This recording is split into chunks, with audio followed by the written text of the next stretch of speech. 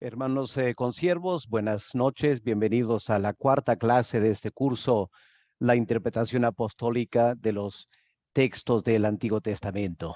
Tenemos una clase que espero va a ser muy interesante para ustedes, mirando un texto muy conocido, pero espero que esta noche al estudiar en detalle vamos a abrir nuestras mentes a ver toda la riqueza que hay, o mejor dicho, algo de la riqueza que hay en el Antiguo Testamento. Vamos a orar un momento y pedir al Señor que Él nos pueda enseñar esta noche. Padre, cada vez que nos proponemos estudiar tu palabra, quedamos maravillados por la riqueza que hay en ella. Y Padre, ahora que vamos a estudiar la cita de Miqueas 5, versículo 2 en Mateo 2, versículo 6, Padre, palabras muy conocidas por nosotros, pero esta noche vamos a ver un enfoque quizás bastante diferente. Y pido, Padre, que tú nos apoyes, nos acompañes esta noche por tu espíritu, para que podamos empezar a abrir nuestras mentes a tanta riqueza espiritual que hay en tu palabra. Gracias por esta clase. En el nombre del Señor Jesús. Amén. Bien, como pueden ver aquí en la pantalla, el pasaje que vamos a estudiar esta noche es Miqueas, el capítulo 5, versículo 2, porque es el texto que Mateo cita en Mateo 2, el versículo 6. Y tú, Belén, de la tierra de Judá, no eres la más pequeña entre los príncipes de Judá, porque de ti saldrá un guiador que apacentará a mi pueblo Israel. Creo que cada Navidad, en alguna manera, citamos estas palabras o son palabras muy conocidas y queremos esta noche ver cómo es la interpretación apostólica de las palabras originales de Miqueas. Ahora, lo primero que hay que notar aquí es que estamos frente a una profecía mesiánica bien conocida por los judíos. Recuerden la clase anterior, la cita de Isaías 7:14. No hay mucha evidencia de que en el primer siglo los judíos interpretaban Isaías 7:14 como una profecía mesiánica. Y obviamente a partir de la interpretación cristiana de ese pasaje, los judíos han rechazado totalmente cualquier sentido mesiánico en Isaías 7:14. Pero cuando llegamos a Miqueas 5, versículo 2, en el primer siglo, los judíos claramente lo tomaban como un texto mesiánico. Y hasta el día de hoy, los judíos consideran que Miqueas 5:2 es un texto mesiánico. Ahora, muy aparte de el uso de este texto en Mateo 2, el versículo 6, miren un momento estas palabras en Juan, el capítulo 7 y versículos 41 y 42, para confirmar que en el primer siglo los judíos ya tomaban este pasaje de Miqueas 5:2 como un texto mesiánico, una profecía mesiánica. Juan 7, versículo 41. Otros decían, este es el Cristo. Pero algunos decían, ¿de Galilea ha de venir el Cristo? ¿No dice la Escritura que del linaje de David y de la aldea de Belén, de donde era David, ha de venir el Cristo? Así que no estamos limitados a Mateo 2, versículo 6. ¿Ya? Este versículo indica que en el primer siglo los judíos esperaban que el Mesías naciera en Belén. Así que uno podía pensar que esta noche la tenemos muy sencillo, porque aquí no habrá mucho que dialogar.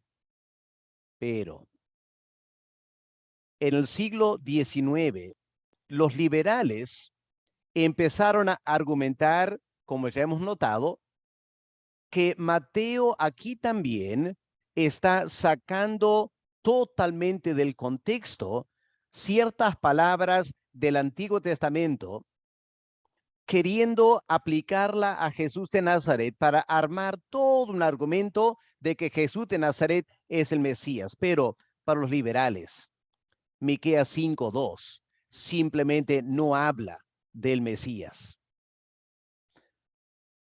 En segundo lugar, tenemos que notar que cuando miramos en detalle Mateo 2, versículo 6, vamos a notar algo interesante. Aunque Mateo dice en versículo 5, así está escrito por el profeta, y luego cita Miqueas 5:2. Las últimas palabras del versículo 6, es decir, las palabras que apacentará a mi pueblo Israel. Esas palabras no vienen de Miqueas, son tomadas de 2 de Samuel 5, versículo 2. Así que hay otro nivel de complejidad aquí que vamos a tener que estudiar. Aquí hay algunas preguntas que debemos tratar de resolver esta noche. Las planteo ahora para que ya vayan pensando. En primer lugar, ¿cuál es el significado original de Miqueas 5:2 en su contexto histórico y literario? ¿Será que los liberales tienen la razón? Que si estudiamos Miqueas 5:2 en su contexto, el pasaje no está hablando del Mesías. Vamos a estudiar eso. Segundo lugar, ¿cuál es la fuente de la cita que tenemos en Mateo 2:6? La semana pasada vimos que en Mateo 1, versículo 23, Mateo está citando de la Septuaginta, de la Septuaginta. La pregunta ahora es en Mateo 2:6. ¿Cita Mateo la Septuaginta de Miqueas 5:2? ¿O de dónde viene esa cita, las palabras textuales? Una tercera pregunta. ¿Por qué Mateo añade las palabras de 2 de Samuel 5, versículo 2? A primera vista no parece tener relación con Miqueas 5, versículo 2. Ahora, al aplicar este texto o textos, es decir, Miqueas 5:2 y 2 de Samuel 5:2, al aplicar esos textos al nacimiento de Jesús de Nazaret, ¿qué está haciendo Mateo? ¿Está sacando los textos de su contexto?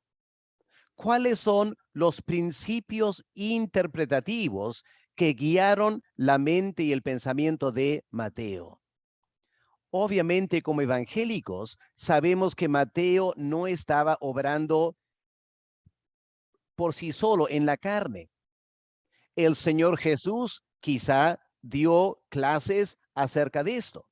El Espíritu Santo indudablemente le ayudó a Mateo a interpretar bien Miqueas 5:2. Pero recuerda lo que estamos queriendo aprender. Nuestro principio fundamental para este curso es que el Espíritu Santo no simplemente sopló, entre comillas, la respuesta correcta a Mateo.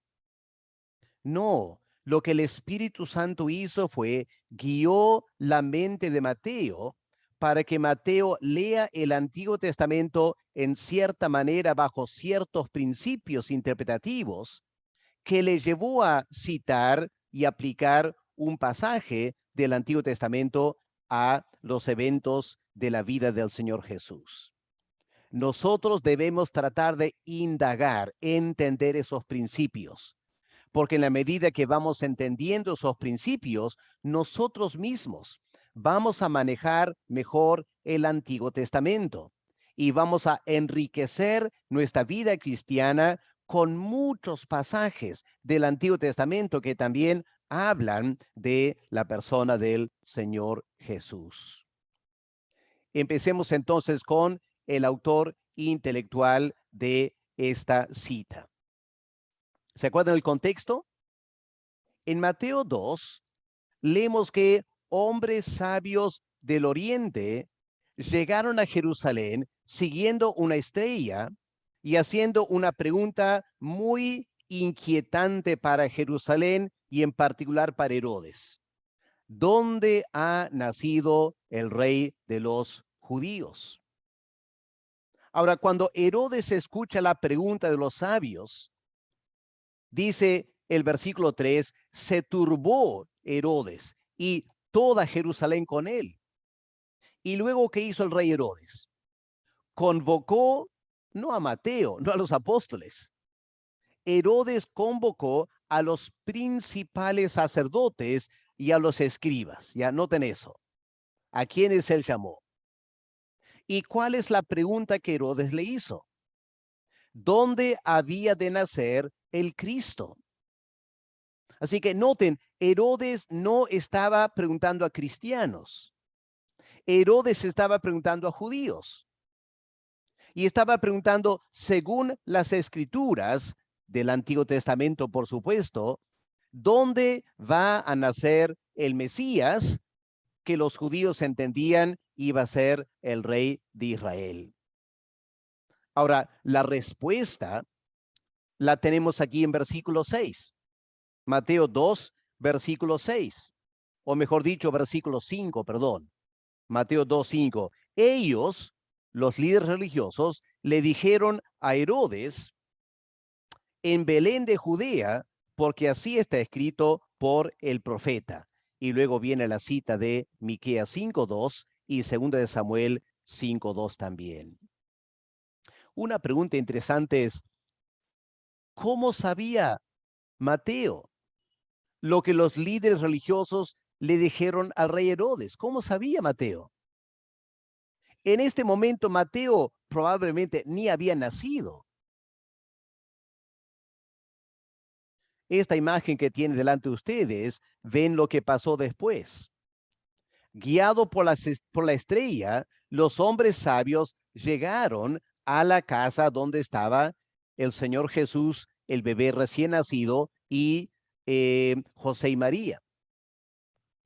Yo planteo lo siguiente como una posibilidad, ¿ya? Una posibilidad. En la conversación con José y María, no sería nada extraño que los sabios del Oriente le comentaron a los padres del Señor Jesús la conversación que se dio en Jerusalén. Eso sería muy natural, ¿no es cierto? Le preguntarían a los hombres sabios, ¿cómo llegaron aquí? Dirían, bueno, llegamos primero a Jerusalén.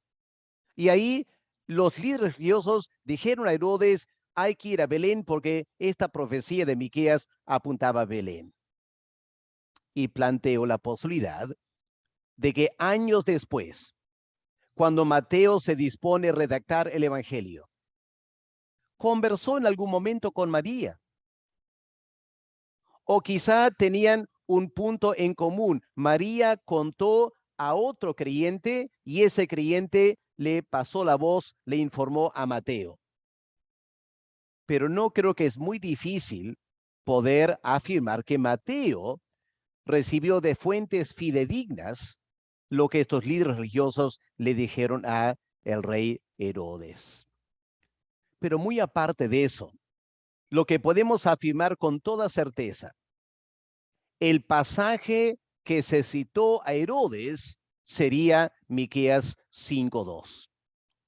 Si fueron las palabras textuales que tenemos en Mateo 2, versículo 6, es un punto aparte. Si son las palabras textuales, francamente, dudo que sean las palabras textuales, porque a mi punto de vista, ustedes pueden evaluar, no creo que los líderes judíos habrían añadido las palabras de 2 de Samuel 5, versículo 2.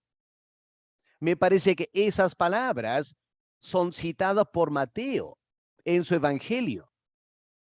Bueno, ustedes lo podrán evaluar por sí mismos.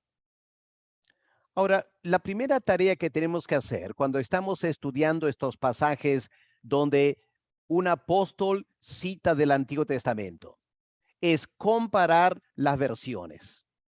Así que aquí tenemos un cuadro, lo pueden ver, ¿no es cierto? En la columna a la izquierda tenemos el pasaje de Mateo 2 en la Reina Valera 1960. Para comparar con el Antiguo Testamento y el texto masorético en hebreo, vamos a citar Miqueas 5:2 también en la Reina Valera 1960. Y como sabemos que una parte viene de 2 de Samuel 5:2, vamos a citar eso también para hacer una comparación, ¿ok? Así que miren este cuadro. ¿Qué puede notar aquí? Mateo dice, y tú, Belén, de la tierra de Judá. Pero Miqueas dice, pero tú, Belén Efrata, Así que hay un cambio de nombre. El Antiguo Testamento, Belén Efrata. Mateo cita Belén de la tierra de Judá. Eso es interesante. Luego Mateo dice, no eres la más pequeña entre los príncipes de Judá, no eres. Pero el texto de Miqueas es afirmativo. Pequeña eres para estar entre las familias de Judá. Interesante, ¿no? Parece casi lo opuesto.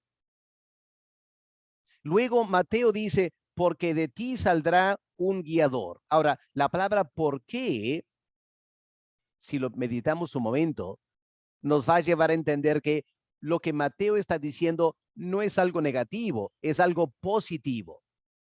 Está diciendo, no eres la más pequeña entre los príncipes de Judá, porque de ti saldrá un guiador. Y porque sale de ti este guiador, eres grande. ¿Ok? Así que, en realidad, es una afirmación positiva, aunque presentada en forma negativa. Ahora, esta frase, porque de ti saldrá un guiador, en Mateo 2, en Miqueas es un poco diferente también. De ti me saldrá o saldrá para mí el que será el Señor en Israel. Bastante diferente, ¿no? Luego vienen estas palabras al fin de Mateo 2, versículo 6, que apacentará a mi pueblo Israel. Esas palabras no están en Miqueas 5, versículo 2. Pero si miramos 2 de Samuel 5, 2, dice, tú, Dios hablando a David, tú apacentarás a mi pueblo Israel y tú serás príncipe sobre Israel. Así que claramente esas palabras en Mateo 2:6 vienen de 2 de Samuel capítulo 5 versículo 2. Ahora he puesto al final de la cita de Miqueas palabras que Mateo no cita, pero que me parece son sumamente importantes para nosotros. Y es inquietante por qué Mateo no las citó, porque revisten mucha importancia teológica estas palabras y sus salidas, es decir, la persona que va a nacer en Belén, sus salidas son desde el principio, desde los días de la eternidad. Wow. ¿Por qué Mateo no citó esas palabras? Nosotros tenemos aquí mucho material rico para estudiar en Miqueas que Mateo no cita.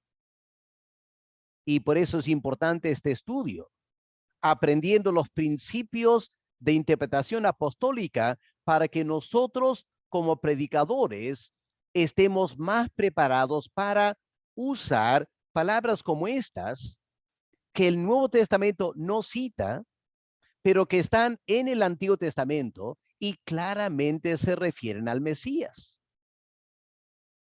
No porque estas palabras no están en ningún texto del Nuevo Testamento, la vamos a pasar por alto y rehusar predicar de estas palabras, porque revisten gran significado cristológico. Espero que capten eso. Ahora, permítame hacer algunas observaciones. De repente, mientras yo voy haciendo las observaciones, ustedes tendrán que estar mirando también el cuadro comparativo para poder seguir. Yo tendré que seguir este cuadro porque aquí están mis apuntes. Primera observación, que ya lo he mencionado. Mateo reemplaza las palabras Belén Efrata, que están en Miqueas 5:2, por Belén de la tierra de Judá. Es lo que Mateo escribe. ¿Por qué el cambio? Suponemos que este cambio se debe a que en el primer siglo, cuando Mateo escribe el Evangelio, pocos se acordarían del antiguo nombre de Belén, porque Efrata era el antiguo nombre de Belén. Vamos a mirar Génesis 35 y el versículo 19. Aquí tenemos, hay varios textos que podemos usar, pero por tiempo vamos a limitarnos a uno nomás. Génesis 35, versículo 19. Así murió Raquel y fue sepultada en el camino de Efrata, la cual es Belén. Claramente entonces, Efrata es el nombre antiguo de Belén. Es interesante porque Efrata significa fructífero. José después, o Jacob, bueno, José le dio el nombre a su hijo Efraín, fructífero. Tenemos la profecía en Génesis 49. La palabra Belén en hebreo es Bet-Lehem, significa casa de pan. Bet, casa de, Lehem, pan. Así que Miqueas escribe Belén Efrata. Belén, la antigua Efrata. Pero como el primer siglo, muchos judíos y obviamente los gentiles simplemente no entenderían la palabra Efrata, parece que Mateo decide cambiar las palabras y pone Belén de la tierra de Judá. En un momento vamos a ver por qué Mateo lo hace, probablemente. Segundo lugar, segunda observación esta noche. La afirmación positiva de Miqueas, pequeña para estar entre las familias de Judá. Como ya comenté también, Mateo la expresa en forma negativa. No eres la más pequeña entre los príncipes de Judá. Aunque habría que añadir que el sentido final es positivo, como ya he mencionado. Tercera observación. Tercera observación aquí. Mateo cambia la afirmación de ti me saldrá el que será el Señor en Israel, que es lo que Miqueas dice. Y Mateo pone en estas palabras, porque de ti, perdón, está mal escrito ahí, porque de ti saldrá un guiador. Ahora, en el texto masorético, la palabra que la Reina Valera en Miqueas 5:2 traduce Señor, la palabra en hebreo es mashal. Y la verdad es que mashal no significa Señor. Mashal significa el que gobierna. Claro, lo podemos interpretar como Señor, pero la palabra mashal significa el que gobierna o el que tiene dominio. Ahora, notarán que en la Reina Valera, la palabra Señor en Miqueas 5:2 va con mayúscula, dando a entender que es un título para el que va a nacer en Belén. Pero el texto original y la palabra mashal no significa un título, es una descripción. Por eso, si ustedes miran otras versiones, por ejemplo, la Biblia de las Américas o la Nueva Traducción Viviente, pone la palabra gobernante en vez de Señor, y noten que va con minúscula, no es un título. De igual modo, la NBI traduce mashal, gobernará. Cuando Mateo cita Miqueas, la palabra en griego, porque mashal es hebreo, ¿no es cierto? Mashal es hebreo. En griego, la palabra que Mateo usa es egeomai. Egeomai. Esta palabra, aunque la Reina Valera traduce guiará, la palabra egeomai significa líder o gobernador. Es interesante si miramos Hebreos, el capítulo 13, el versículo 17, vamos a ver, el autor de Hebreos usa esta palabra egeomai para hablar de los líderes de la iglesia. Miren Hebreos 13, versículo 17. Obedeced a vuestros pastores. Bueno, la palabra aquí no es pastor en griego, es la palabra líder. Así que una mejor traducción sería obedeced a vuestros líderes o obedeced a vuestros dirigentes. También en versículo 24 del mismo capítulo. Saludad a todos vuestros pastores, dice la Reina Valera, pastores, pero La palabra aquí es geomai, saludad a vuestros dirigentes. Si miramos la Biblia de las Américas en Mateo 5:2, van a ver que esa versión traduce gobernante. No el que guiará, sino gobernante. La NBI traduce príncipe. Y en un momento vamos a ver que la Septuaginta de Miqueas 5, versículo 2, la Septuaginta tiene otra palabra diferente, arjontas, que también significa dirigente. Una cuarta observación. Estamos todavía comparando las versiones en español. La cuarta observación. Las palabras que vienen a continuación en la cita de Mateo, que apacentará mi pueblo Israel, vienen, como ya comenté, de 2 Samuel 5:2, donde leemos, tú apacentarás a mi pueblo Israel. Si miramos ese pasaje en 2 Samuel 5:2, Dios está hablando a David al inicio de su tiempo como rey de la nación de Israel. Le está prometiendo, tú vas a ser líder de mi pueblo Israel. Ahora, Mateo añade esas palabras a la cita de Miqueas 5:2, al parecer para explicar lo que la palabra guiador o egeomai en griego significa. Y para dar a esa cita de Miqueas 5:2 un claro sentido davídico. Él quiere aclarar, el que va a nacer en Belén va a ser un rey davídico. Va a ser otro David. Y por eso Mateo añade las palabras de 2 Samuel 5:2 para dar énfasis a otro. El que va a nacer en Belén sería otro David. Es lo que Mateo está diciendo al añadir las palabras en 2 Samuel 5, versículo 2. Finalmente, es interesante notar estas palabras al fin de Miqueas 5:2, que Mateo no cita. Para mí es muy interesante, muy intrigante. ¿Por qué Mateo no lo cita? Las palabras y sus salidas son desde el principio, desde los tiempos de la eternidad. Palabras que revisten, como dije, mucho significado cristológico, porque establecen la naturaleza del bebé que nació en Belén.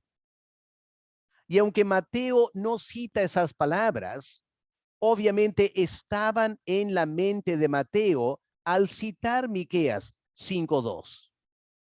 Y lo que Mateo no hace explícito, cualquier persona leyendo el Evangelio de Mateo y notando esta cita de Miqueas 5:2, comparando el original, va a entender que lo que Mateo está diciendo es que ese bebé que nació en Belén es eterno. Sus salidas son desde el principio, desde los tiempos de la eternidad.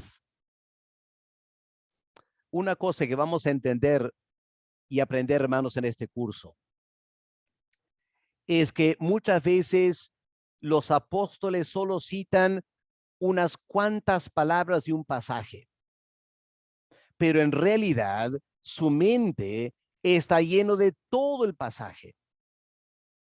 Y aún las palabras que ellos no citan, estando en sus mentes y teniendo sentido cristológico, nosotros, al estudiar ese pasaje del Antiguo Testamento, tenemos que también estudiar, leer, interpretar todos los textos del pasaje que el autor está citando. Espero que eso va a quedar más claro esta noche. Ahora, habiendo hecho una comparación en español, vamos a comparar estos textos en griego. Es decir, he puesto aquí en la columna a la izquierda el texto en griego de Mateo 2, versículo 6. Los que manejan griego lo van a poder leer. En la columna al centro tenemos la cita de la Septuaginta. Ahora, estamos poniendo Miqueas 5:2 porque en nuestras Biblias es Miqueas 5:2, pero en la Septuaginta, como en el texto masorético, se trata del primer versículo del capítulo 5. Por eso he puesto aquí Miqueas 5:1 en la Septuaginta. Y finalmente a la derecha tenemos el pasaje, las palabras de 2 Samuel 5:2, también de la Septuaginta. Ahora, permítame leer, a mi manera, no domino tanto el griego, pero permítame tratar de leer el texto en griego para que ustedes vayan escuchando y notando las diferencias. Mateo dice, Kai zu Belén ge Judá. Y tú, Belén, de la tierra de Judá. La Septuaginta, ¿qué dice? De Miqueas 5:2. Kai zu Belén oikos tu Efraza. Así que hay una o dos palabras en común como zu y Belén, tú, Belén, pero luego son palabras diferentes, ¿no es cierto? Segunda línea. Mateo dice, udamos el agiste e entois egemosin Yuda. Pero la Septuaginta dice, oligostos e tu einai en Giliasin Yuda. También bastante diferente, ¿no es cierto? Mateo 2:6, la tercera línea, ek zu gar exeleusetai hegúmenos. La Septuaginta dice, ek zu moi exeleusetai tu einai hais arjonta ento Israel. Bueno, tenemos el verbo exeleusetai que está en común, pero aparte de eso, las palabras son muy diferentes, ¿no es cierto? Pero noten ahora las palabras que vienen de 2 Samuel 5:2. En Mateo tenemos hostis poimainei ton laon mu ton Israel. La Septuaginta de 2 Samuel 5:2 dice, zu poimaineis ton laon mu ton Israel. ¿Qué notan ahí? Que es casi idéntico. La única palabra que es diferente es la primera palabra, hostis, Mateo, zu en 2 Samuel. Pero el resto es casi idéntico, ¿no es cierto? Así que la cita de Miqueas es muy diferente de la Septuaginta, pero la cita de 2 Samuel es exactamente la Septuaginta casi. Muy importante notar eso. Así que estas observaciones, este análisis comparativo indica que el texto de Mateo 2:6, aparte de algunos puntos de contacto verbal con la Septuaginta de Miqueas 5:2, no es una copia textual de esa versión. Es decir, en Mateo 1, versículo 23, la clase anterior, citando Isaías 7:14, Mateo cita de la Septuaginta. Eso está muy claro. Pero ahora, en este segundo texto del Antiguo Testamento, Mateo no cita la Septuaginta. Las palabras en griego de Mateo son muy diferentes a la Septuaginta. Sin embargo, en el caso de, bueno, al final pongo el caso de 2 Samuel 5:2, sí, las palabras de Mateo son las mismas de la Septuaginta de 2 Samuel 5:2. Pero yo noté algo interesante. Yo me puse a traducir la Septuaginta de Miqueas 5:2 y noté lo siguiente. El texto de la Septuaginta de Miqueas 5:2 es una excelente traducción del texto masorético. Interesante, una excelente traducción. Es decir, la Septuaginta de Miqueas 5:2 es más fiel al texto del Antiguo Testamento que la cita de Mateo 5:2. Qué extraño. ¿Por qué Mateo, si está escribiendo en griego? ¿Por qué Mateo, habiendo ya citado de la Septuaginta en Mateo 1:23, por qué no hace lo mismo ahora? Sabiendo que la Septuaginta de Miqueas 5:2 es una excelente traducción del texto del Antiguo Testamento. Queda una pregunta importante para resolver. He puesto aquí la traducción para que ustedes vean. A la izquierda, el texto en la Reina Valera, Miqueas 5:2. A la derecha, el texto de Mateo 2, versículo 6. Pero miren ahora esta traducción que yo hice de la Septuaginta de Mateo de Miqueas 5:2. Y tú, Belén, casa de Efrata, eres muy pequeña para estar en los miles de Judá. De ti me saldrá los que serán gobernantes en Israel. Así que compara la columna central con la columna a la izquierda. Van a ver que la Septuaginta tiene Belén, casa de Efrata. Interesante, algunos especulan que aquí hay un asunto de transmisión textual también, porque Bet-Lehem es casa de pan y la Septuaginta tiene casa de fructificación, casa de Efrata. Así que hay un detalle ahí para indagar un poco más quizás. Pero por ahora estamos simplemente notando que la Septuaginta de Miqueas 5:2 es una excelente traducción del texto masorético. Luego la segunda frase en el texto masorético, Miqueas 5:2, pequeña para estar entre la familia de Judá. La Septuaginta, eres muy pequeña para estar entre los miles de Judá. Ahora, la palabra familias en hebreo, literalmente los miles, que es lo que la Septuaginta traduce. Pero en el Antiguo Testamento, la palabra miles a veces significa militarmente miles de soldados y a veces significa una población con 1,000 personas. Por eso las familias o las ciudades de Judá. Pero Mateo no solo tiene Belén de la tierra de Judá, que nada tiene que ver con ni el texto masorético ni la Septuaginta. Mateo lo pone en forma negativa. No eres la más pequeña. ¿De dónde sacó Mateo eso? ¿Y por qué lo puso así? Y la tercera línea. El texto masorético, de ti me saldrá el que será el Señor en Israel. La Septuaginta, de ti me saldrán los que serán gobernantes en Israel. Interesante, ahí está en plural, gobernantes. ¿Ok?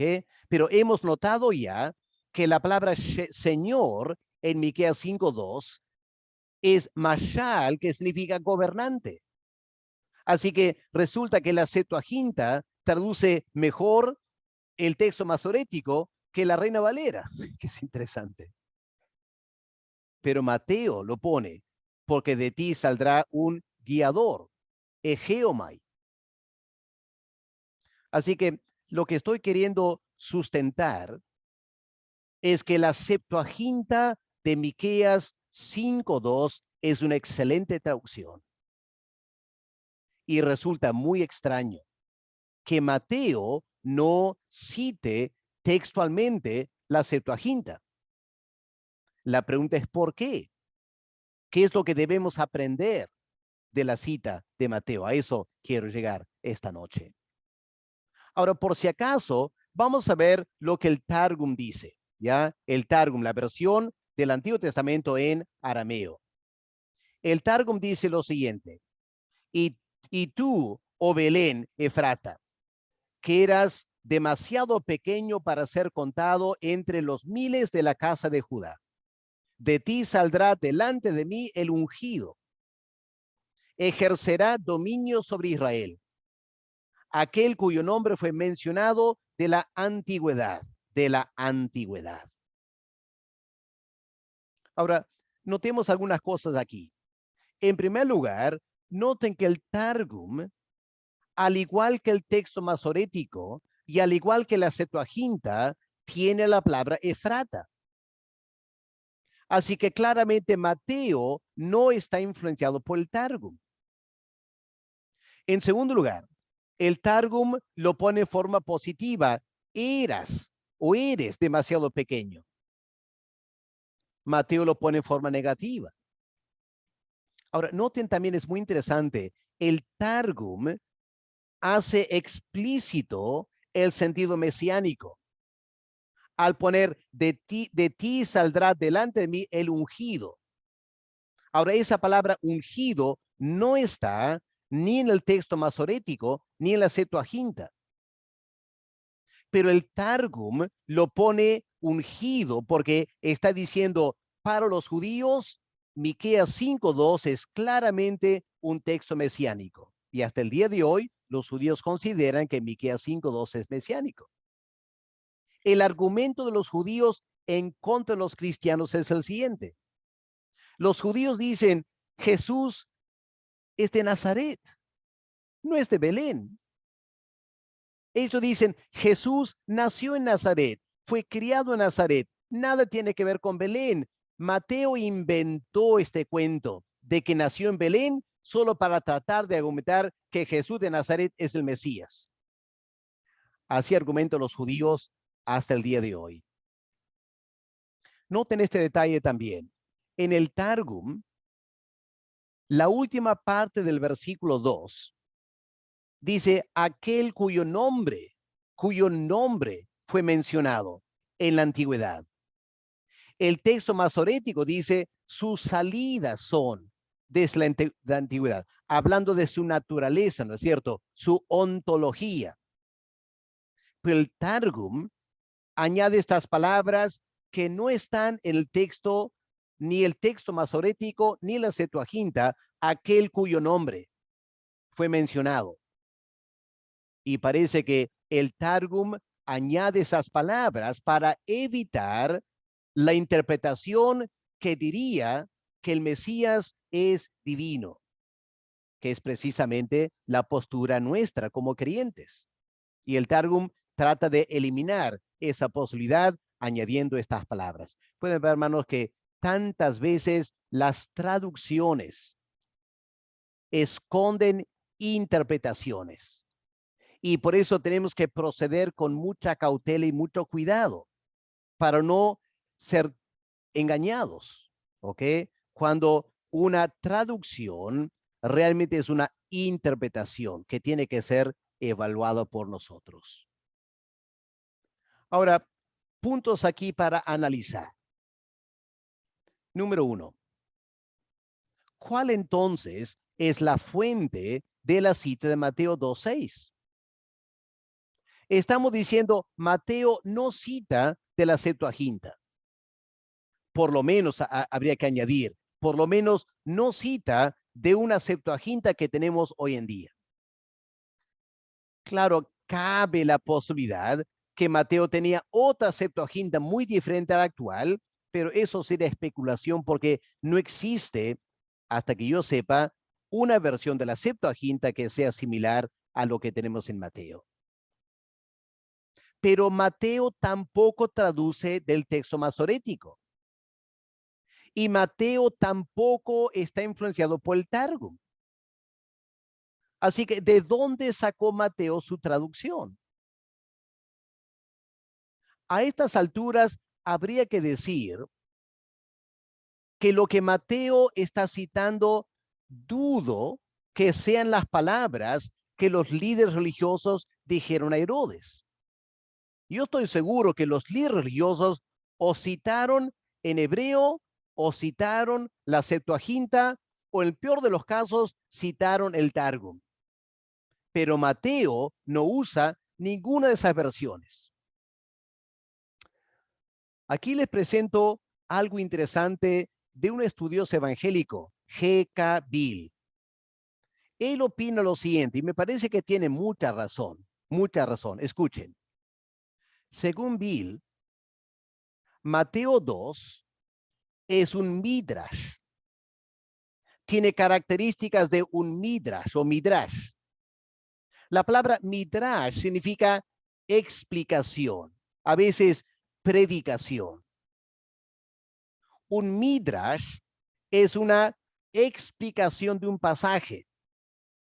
Es decir, no es una cita textual, es una exposición del texto, en la cual la persona que está haciendo el midrash se siente en la libertad de cambiar palabras, cambiar frases, hasta añadir palabras de otra parte del Antiguo Testamento, con el fin de esclarecer su significado, o mejor dicho, esclarecer el sentido original de las palabras que le está citando.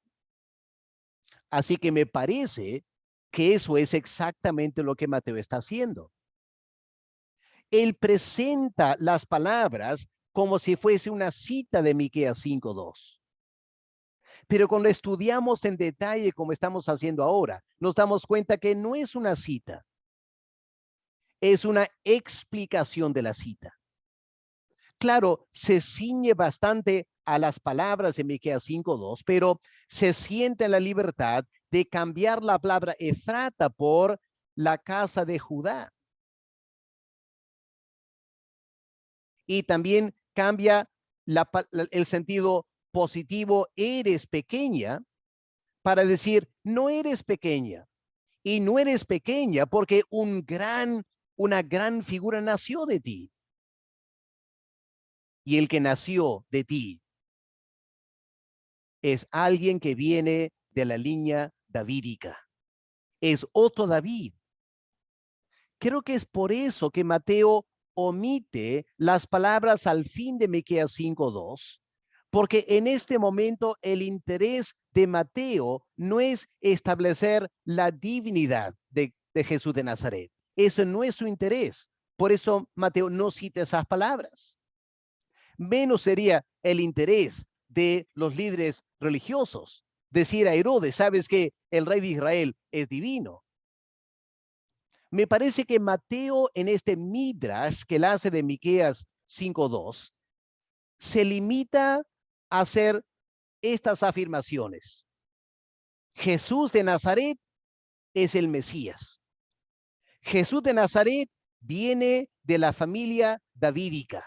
Es más, Jesús de Nazaret es otro David. Y detrás de esa afirmación, Jesús de Nazaret es otro David.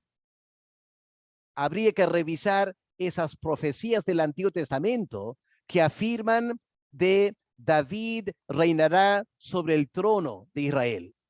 Por ejemplo, Ezequiel 34 habla de el rey davídico en términos escatológicos.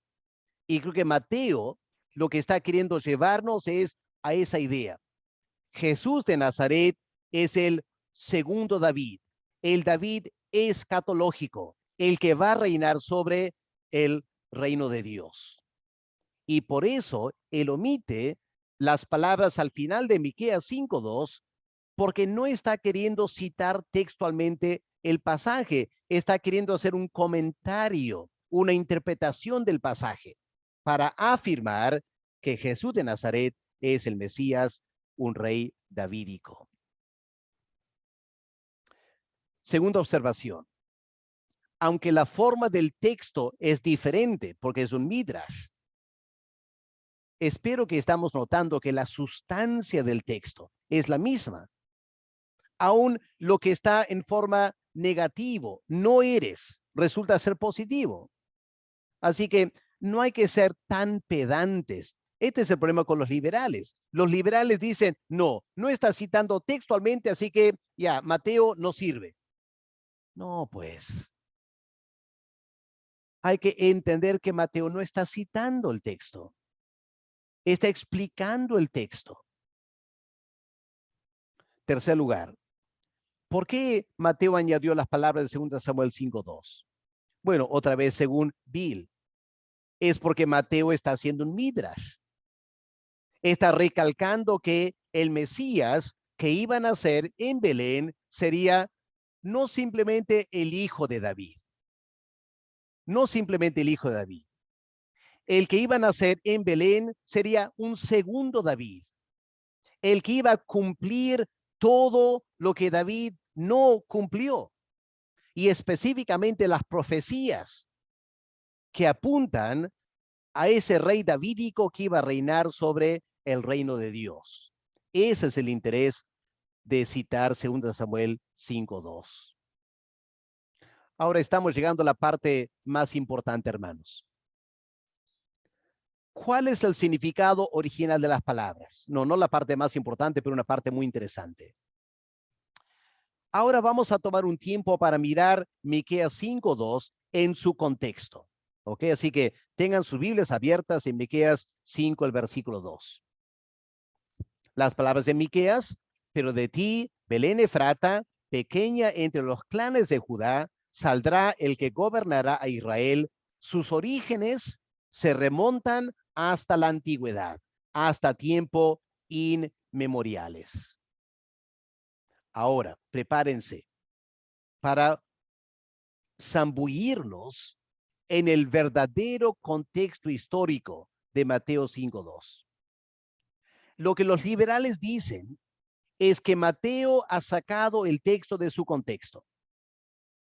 Vamos a ver si es cierto o no.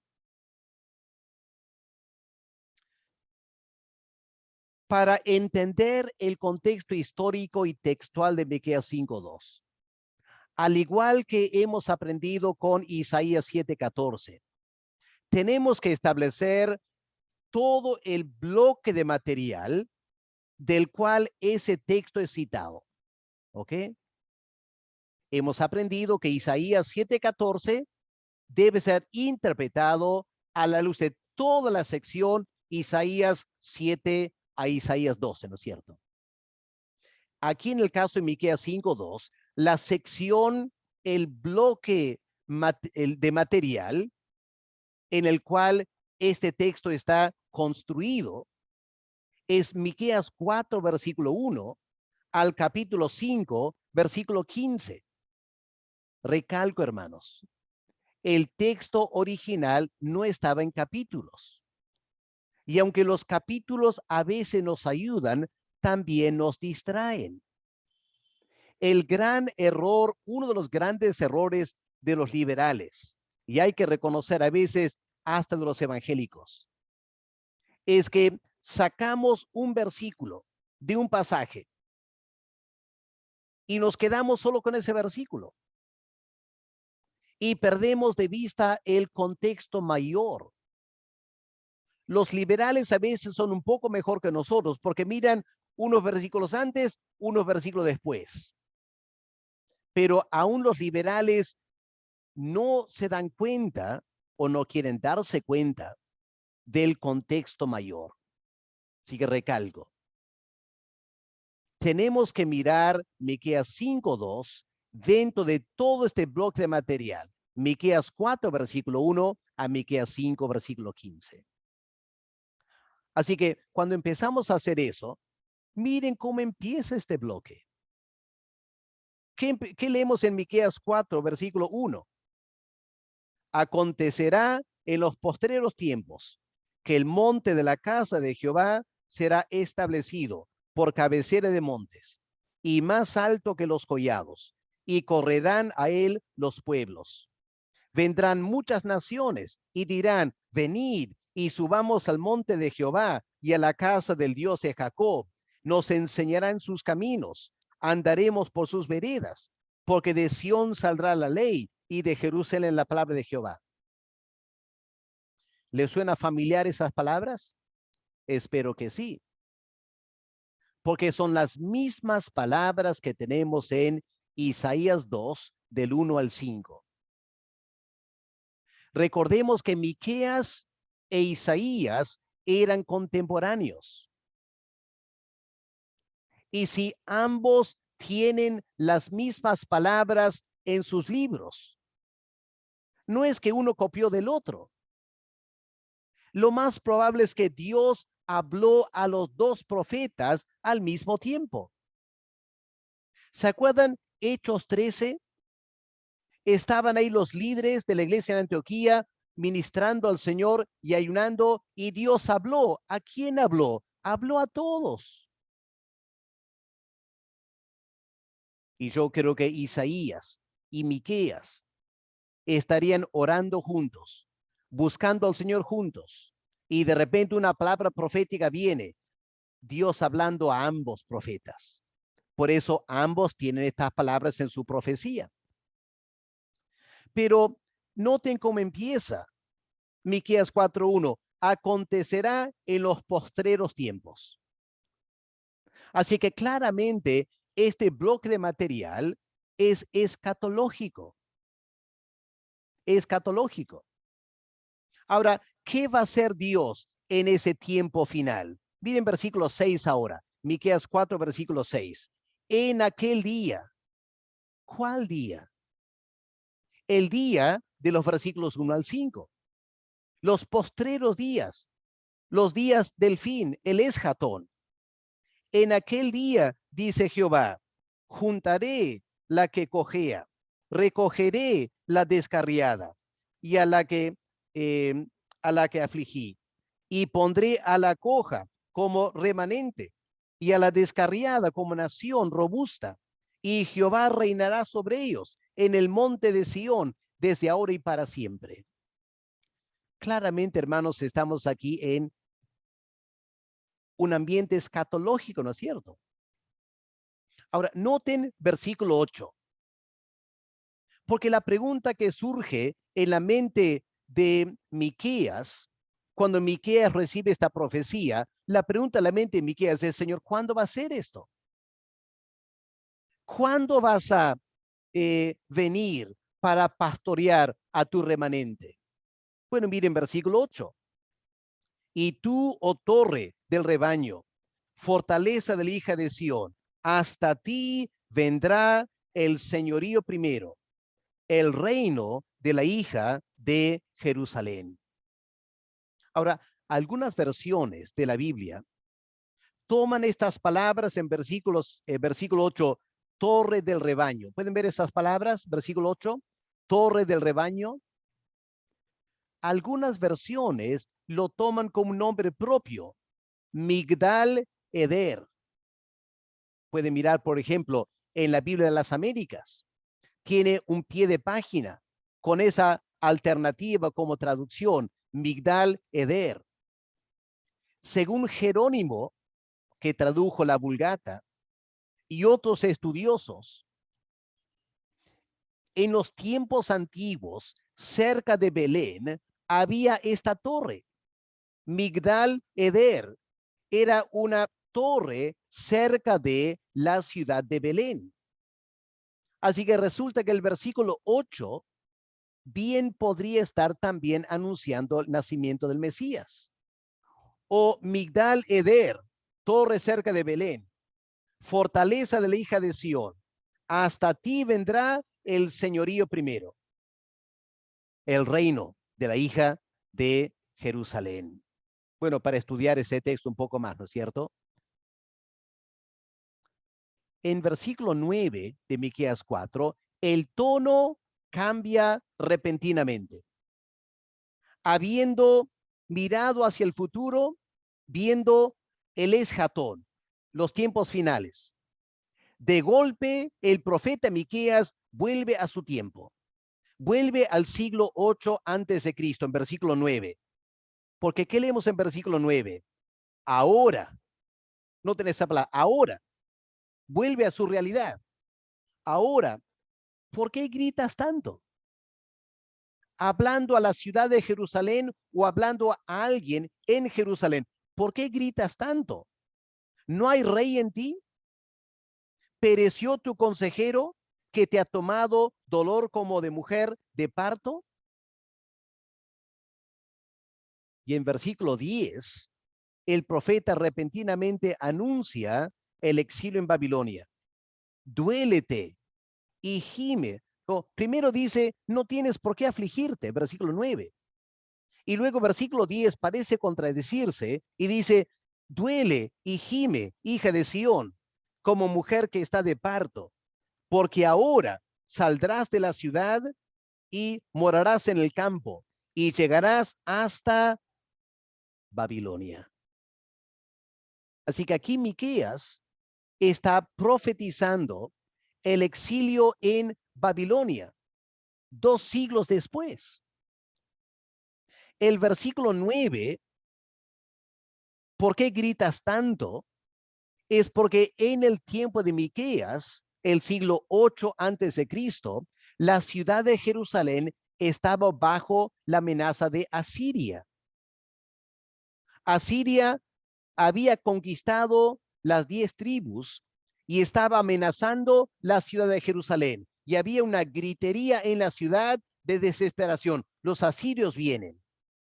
Y en versículo 9, Dios dice, no se preocupen por los asirios. Versículo 10, deben preocuparse por los babilonios.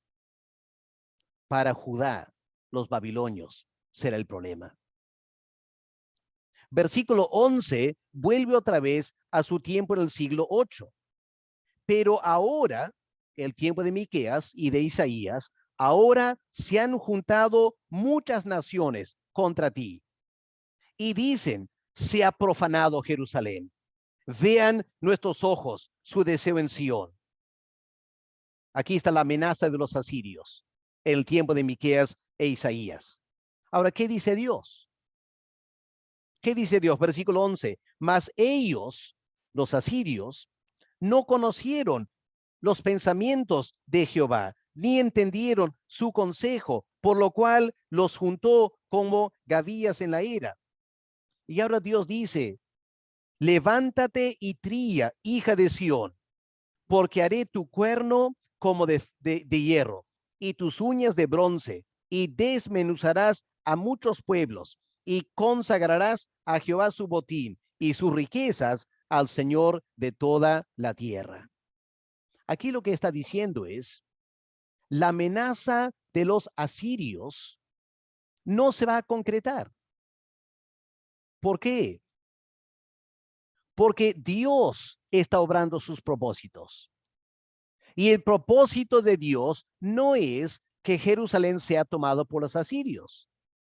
Así que no estén en pánico, dice en versículo 9. Y la explicación de no estar en pánico en el tiempo de Miqueas es porque no se va a cumplir lo que los asirios quieren. Ahora, olvidémonos la división en capítulos. Leamos de frente el capítulo 5 como si es una continuación del capítulo 4. Rodéate ahora de muros, hija de guerreros. Nos han sitiado. Con vara herirán en la mejilla al juez de Israel. Nos han sitiado. ¿Quién nos ha sitiado? Los asirios, pues. Han herido o herirán en la mejilla al juez de Israel. ¿Quién era el juez de Israel en ese tiempo?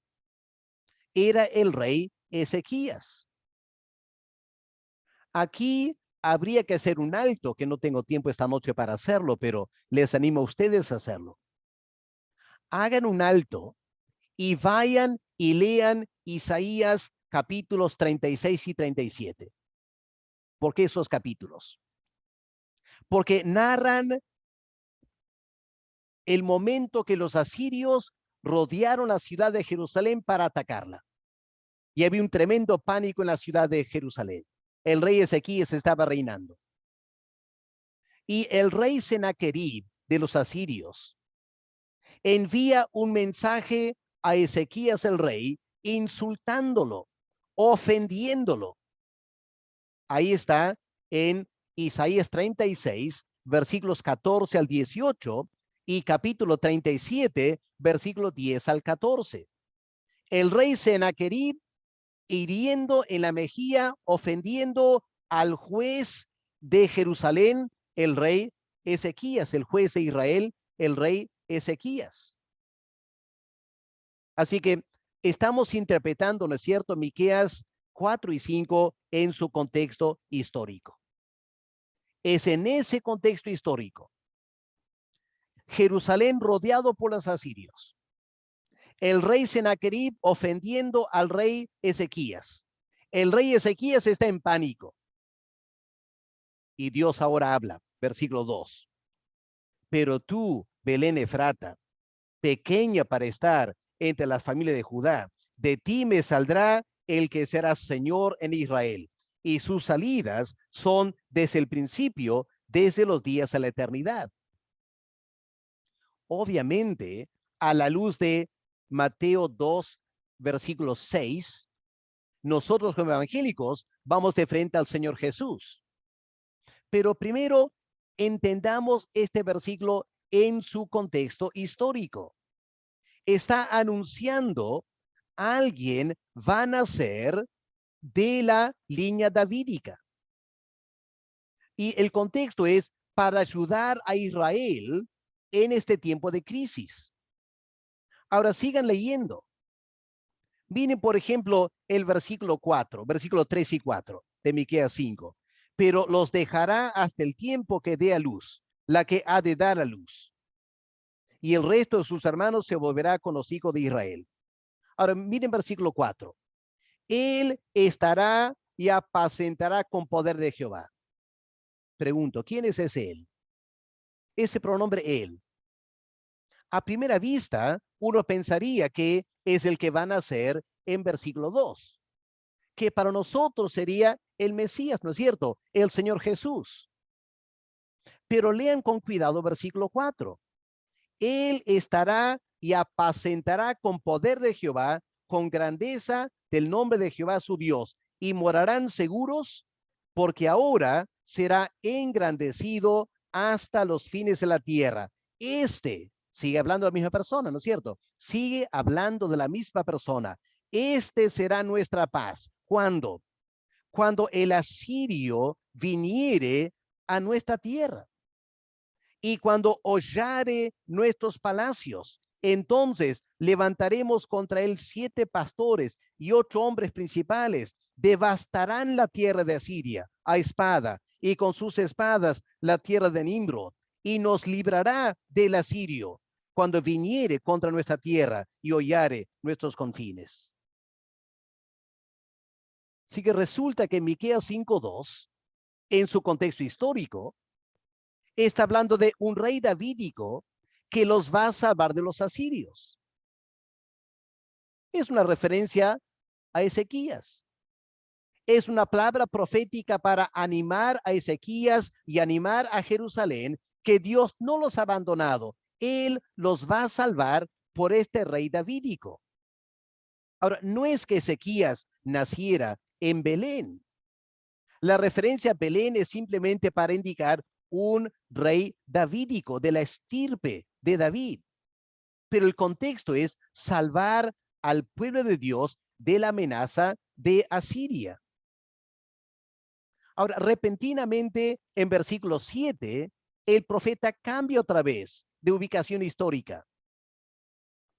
Y aquí, hermanos, tenemos que recordar que los profetas, cuando estaban profetizando el futuro, su perspectiva histórica no siempre era totalmente acertada, o mejor dicho, la perspectiva profética a veces juntaba puntos muy distantes en tiempo y los hacía acercarse en tiempo para dar la impresión que iban a ocurrir al mismo tiempo.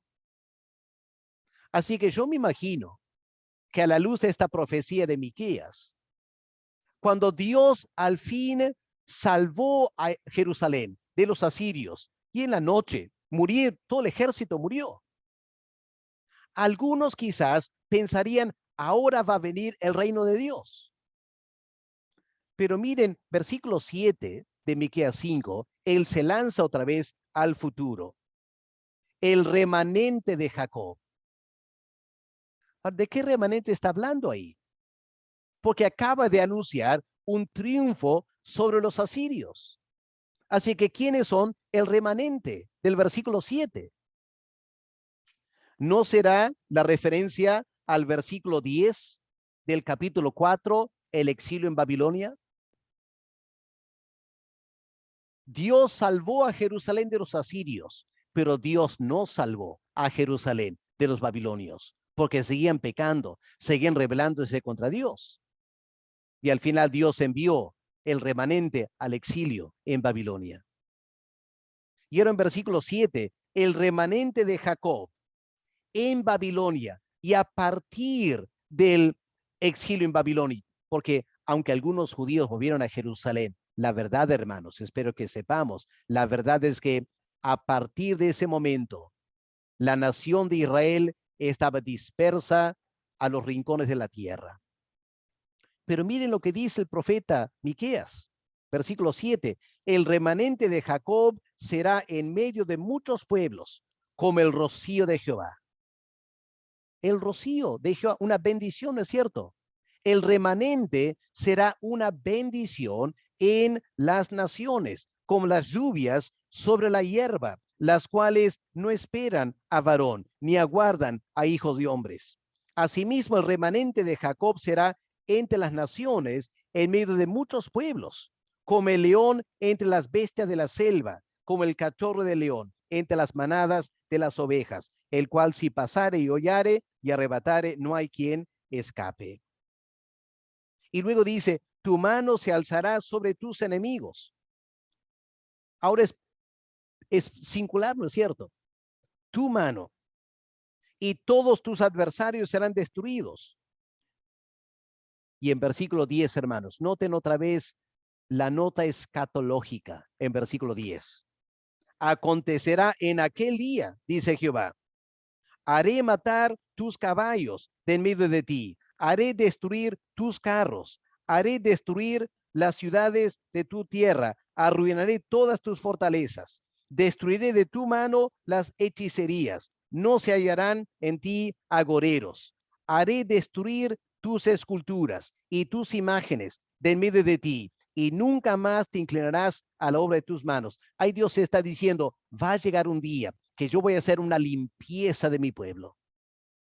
Voy a barrer todo el pecado, voy a barrer toda la violencia para por fin salvar a mi pueblo y establecer el reino.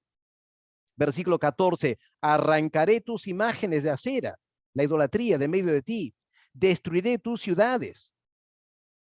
Y versículo 15, y con ira y con furor haré venganza en las naciones que no obedecieron.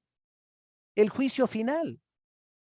Miqueas anuncia el juicio final, el reino de Dios, la salvación del pueblo de Dios y el juicio final. Así que esta sección de Miqueas 4 y 5 empieza con escatología, capítulo 4, 1 al 5, termina con escatología. En medio de la sección hay la amenaza de Asiria, hay el anuncio del exilio en Babilonia, y en medio de todo eso está Miqueas 5:2. Qué complejo, ¿no es cierto?, estudiar la Biblia. Qué complejo. Vamos a resolver todo en un momento. Pero en Samuel 5:2, cuando Saúl era el rey, Dios diciendo, el que dirigía a Israel era David, y Dios a través de David. Y Dios dice a David, un día tú serás el pastor de mi pueblo Israel, tú serás el líder de Israel. Ya hemos comentado por qué Mateo cita estas palabras, es simplemente para afirmar el Mesías que va a venir, anunciado en Miqueas 5:2, va a ser otro David. Llegamos ahora a la conclusión. Resumiendo todo, para concluir, ¿cuál es la interpretación apostólica de Miqueas? Que Mateo en este Midrash nos ayuda a entender, pero que para entender la cita de Mateo, de la cita de Miqueas 5:2, hay que leer toda la sección.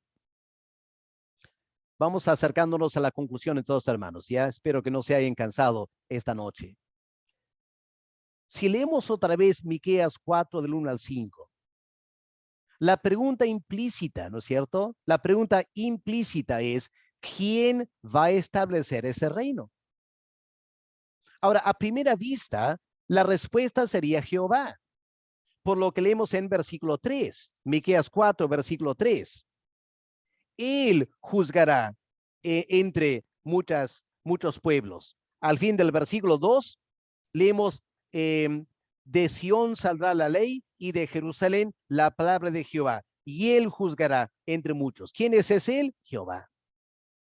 Así que a primera vista, el que va a establecer el reino escatológico es Jehová.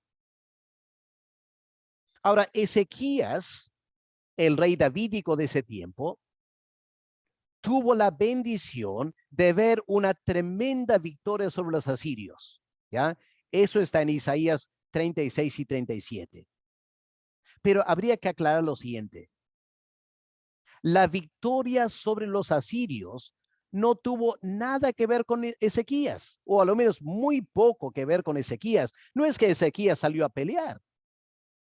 Dios mató a todo el ejército de Asiria, mientras Ezequías quedó en Jerusalén. Pero si leemos Isaías 39, y es muy importante leer Isaías 39, al fin de su vida, Ezequías comete un grave error, porque se enfermó y él clamó a Dios y Dios lo sanó. Y llegaron de Babilonia. Llegaron mensajeros para felicitar a Ezequías por haberse sanado. Y leemos en Isaías 39. Ezequías llevó a los babilonios a ver toda la riqueza que él tenía, con bastante orgullo. Grave error, porque Isaías le advirtió: por ese pecado de orgullo, los babilonios se van a llevar todo el tesoro a la ciudad. Así que lo que Isaías 39 nos dice es lo siguiente: aunque Dios usó a Ezequías para salvar a Jerusalén, Ezequías no era digno de cumplir la profecía del versículo 2 de Miqueas 5. Ezequías no iba a establecer el reino de Dios. Más bien su actuación resultó en la destrucción de Jerusalén por los babilonios. Ahora, Mateo, yo planteo lo siguiente: esta es la interpretación apostólica. Esta es la forma apostólica de leer el Antiguo Testamento. Mateo, leyendo toda esta sección, se da cuenta del marco escatológico. Y como judío, Mateo sabe que los últimos tiempos van a iniciar con la venida del Mesías. Y por lo tanto, cuando Mateo indica que Jesús de Nazaret es el Mesías, que nace en Belén en cumplimiento de Miqueas 5:2, Mateo está pensando en todo el mensaje de Miqueas 4 y 5. El reino de Dios un día iba a dominar toda la tierra. En el tiempo de Miqueas, el reino de Dios, Jerusalén, estaba bajo amenaza, tanto por la desobediencia de Israel a la ley de Dios, como por la invasión de los asirios. Y luego, peor todavía, el reino de Dios, es decir, Jerusalén, terminaría en el exilio en Babilonia. No obstante, Mateo entiende, la palabra de Dios en Miqueas 5:2 es firme. Ezequías era simplemente una sombra de alguien mucho más grande que él, mucho más grande que él. Y lo que Mateo está diciendo es que Jesús de Nazaret es el verdadero rey davídico. Él va a salvar al pueblo de Dios en una manera mucho más grande que Ezequías jamás lo hizo. Y él será el verdadero rey de Israel. Recuerden que la pregunta de los sabios a Herodes es: ¿dónde ha nacido el rey de Israel? Herodes tiene pánico al escuchar del rey de Israel. Los líderes judíos le citan Miqueas 5:2. Pero Miqueas 5:2 es parte de una sección que anuncia la venida del rey mesiánico para establecer el reino de Dios. Ahora, lo que hay que hacer, hermanos, es empezar a leer todo el Evangelio de Mateo para ver un énfasis sobre Jesús de Nazaret, el rey.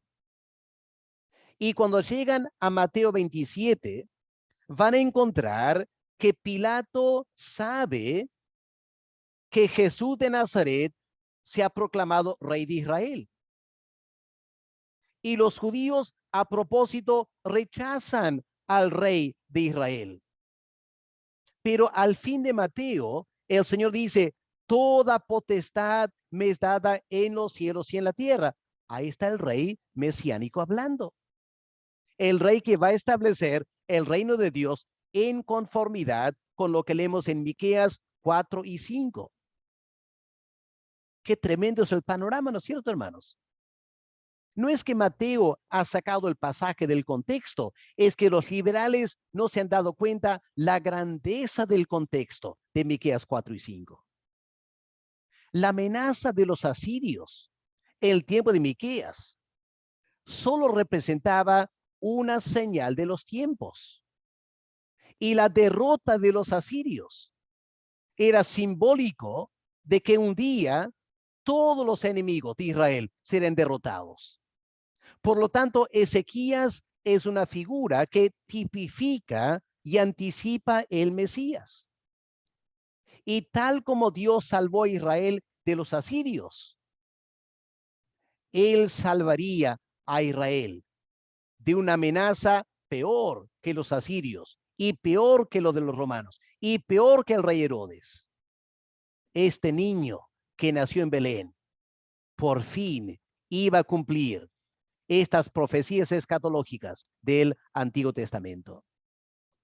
En cuarto lugar, el resultado de la victoria que Jehová dará a Israel sobre todas las naciones a través del Mesías daría lugar a un estado de paz y de bendición en el cual Israel o el pueblo de Dios por fin será purificado del pecado. Y la conclusión ahora. Lejos de estar forzando un texto fuera del contexto, Mateo está interpretando toda la sección de Miqueas 4, versículo 1 al capítulo 5, versículo 15, a la luz de la venida de Jesús de Nazaret como el Mesías. Ezequías era una sombra del Mesías, no solo porque era un rey davídico, sino porque Ezequías vio un triunfo de Jerusalén sobre sus enemigos. Ese triunfo sobre los asirios fue una sombra de un mayor triunfo de Cristo, el Mesías. Primero, en la cruz del Calvario, un triunfo sobre las huestes espirituales que nos estaban amenazando. Y en la segunda venida, el Mesías va a establecer su triunfo sobre todas las naciones rebeldes. Y al final, el bebé de Belén será el rey del universo. Y las profecías de Miqueas 4 y 5 se van a cumplir a la perfección.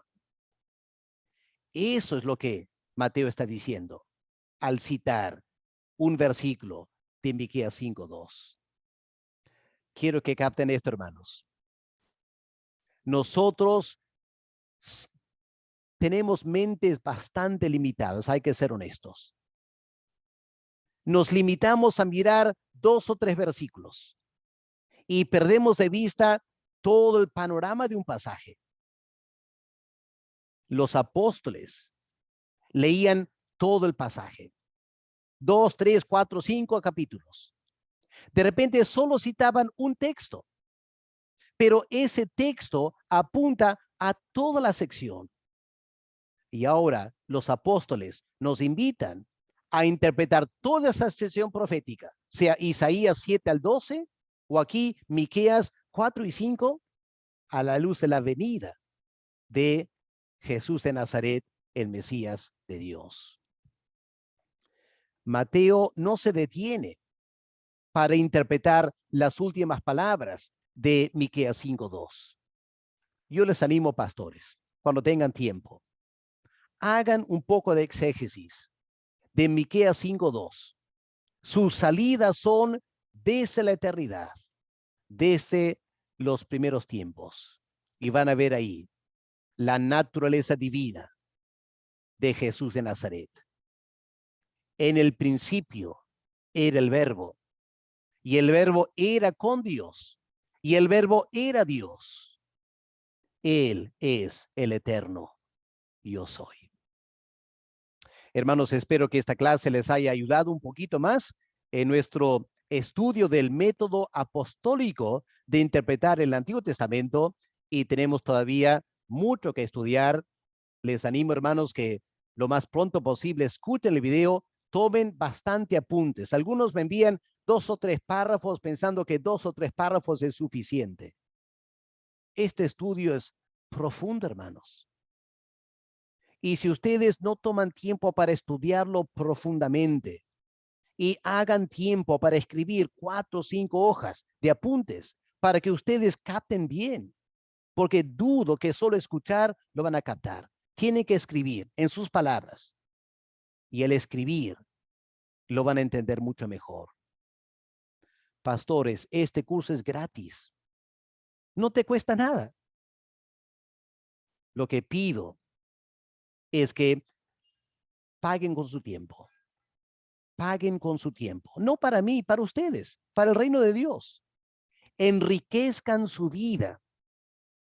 Pero no hay forma de hacerlo si no separamos 4, 5 o 6 horas para este estudio cada semana.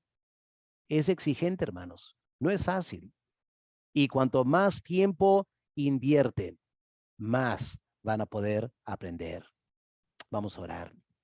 Padre amado, gracias por este tiempo de estudiar tu palabra. Nos damos cuenta, Señor, que el tiempo siempre nos gana porque hay tanto para comentar, Señor, tantas riquezas, métodos de estudio, métodos de análisis que tenemos que aprender. Padre, pido que mis consiervos entiendan la seriedad de este estudio y dispongan su tiempo. Padre, que realmente aprovechen este curso para que su entendimiento crezca de tu palabra.